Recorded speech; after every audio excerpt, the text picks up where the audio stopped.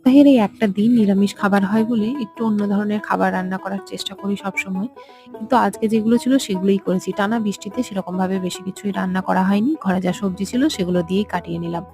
এখানে করেছি সাদা ভাত, উচ্ছে ভাজা, ব্যাট পাঁপড় ভাজা। সাবুর ব্যাট পাঁপড় ভাজাটা ডালের সাথে খেতে ভালো লাগে। আমার খুব একটা ভালো না লাগলেও বাকিরা ভীষণ পছন্দ করে।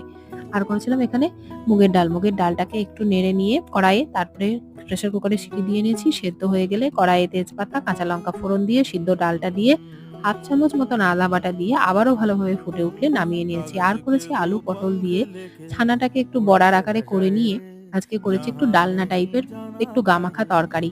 পনির প্রতিদিন আর ভালো লাগে না। যাই হোক, আর করেছি এদিকে পাকা আম ছিল আর ছিল টক দই। এই ছিল আজকের আমার দুপুরের খাবারের মেনু। আপনাদের কেমন লাগলো আমার এই থালাটি অবশ্যই জানাবেন। আর আমার ভিডিও ভালো লাগলে লাইক, শেয়ার এবং কমেন্ট করতে ভুলবেন না। চ্যানেলে নতুন হয়ে থাকলে সাবস্ক্রাইব করে দেবেন। আপনারা সবাই ভালো থাকুন, সুস্থ থাকুন।